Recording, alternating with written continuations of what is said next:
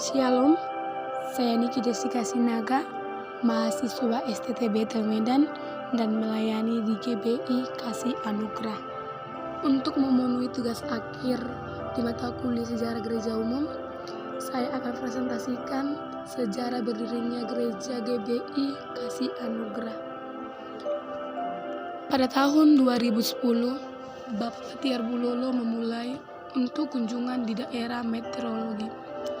Di sana ia bertemu salah satu keluarga Bapak Amagawati. Bapak Batiar kunjungan sambil cerita firman Tuhan. Di samping rumah mereka ada keluarga Bapak Wewi. Di sana Bapak Wewi sedang sakit dan Bapak Batiar langsung melayani dan mendoakan Bapak Wewi. Singkat cerita, Bapak Amagawati memiliki 2 anak. Pak Batiar mengajak anak tersebut untuk datang beribadah sekolah minggu.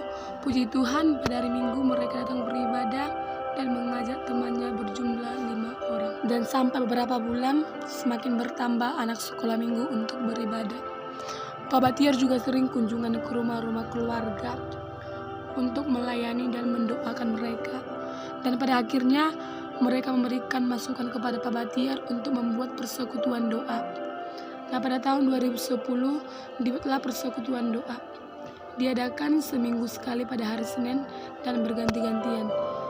Jumlah persekutuan doa awalnya 5 keluarga dan sampai di bulan Desember mereka merayakan Natal. Berjalan sekitar 1 tahun pelayanan Pak Batiar, anak sekolah minggu dan persekutuan doa pun semakin bertambah.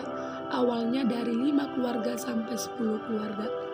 Pak Batiar mencoba untuk mencari rumah untuk tempat ibadah dan puji Tuhan dapat mengontrak rumah selama 3 tahun di Meteorologi Ujung dengan bayaran 350 per bulan. Sampai 6 bulan anak sekolah minggu pun menjadi 40 dan persekutuan doa juga semakin bertambah. Lalu Bapak Batiar bersama Pak Pembina Pendeta Mangapoi Marbun membaptis beberapa keluarga dan pemuda. 1 bulan ketika pembaptisan, di tanggal 22 bulan 6 2014, gereja diresmikan dan sah menjadi gereja. Dan Pendeta Batiar Bulolo STH sah jadi gembala. 3 tahun gereja dikontrak oleh karena anugerah Tuhan diberikan kepada Pak Batiar pendamping hidup sebagai ibu gembala. 6 bulan Pak Batiar menjalani pelayanan bersama istrinya. Mereka berdoa untuk lahan gereja. Puji Tuhan, akhirnya mereka mendapat lahan gereja. Di tahun 2017 sudah mulai membangun pondasi gereja. Nah, 70% gereja hampir selesai. Dan jumlah jemaat semakin bertambah sampai sekitar 45 keluarga hingga pada saat ini. Dan gereja sudah berdiri 7 tahun. Adapun tata gereja dan organisasi yang berlaku di GBI Kasih Anugerah, yang menjadi pembina Pendeta Mangapoi Marbun MTH, Gembala Sidang Pendeta Batiar Bulolo STH, tim pelayan dilayani present worship, penerima tamu dan penerima kolektan. Ada juga ibadah kategorial, yaitu ibadah WBI, ibadah pemuda, ibadah komsel, dan menara doa. Nah, setiap Jumat diadakan latihan. Yang menjadi tata gereja di gereja Betel pemimpin tertinggi yaitu gembala, dan semua yang mengelola dari hal kecil sampai hal besar adalah gembala. Jadi semua adalah tanggung jawab gembala. Adapun doktrin atau ajaran yang berlaku di GBI Kasih Anugerah, yang pertama, Alkitab PB dan PL adalah firman yang diilhamkan oleh Allah itu sendiri. Yang kedua, mempercayai Allah Tritunggal.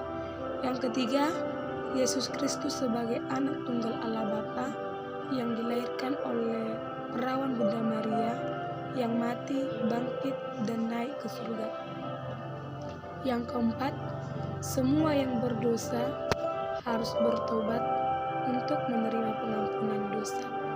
Yang kelima, setiap yang bertobat harus dibaptis secara selam.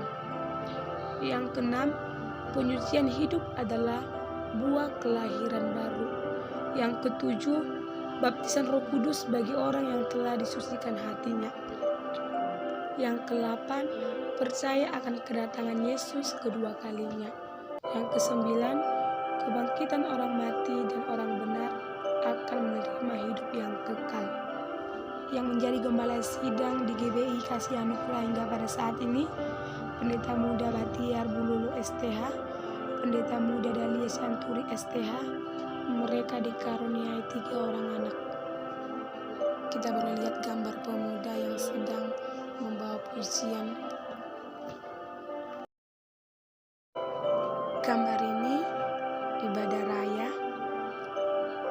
dan ini seluruh jemaat.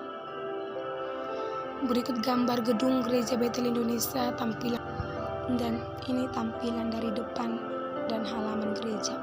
Dan Gereja Kasih Anugerah hingga pada saat ini masih dalam proses pembangunan. Dan 70% hampir selesai.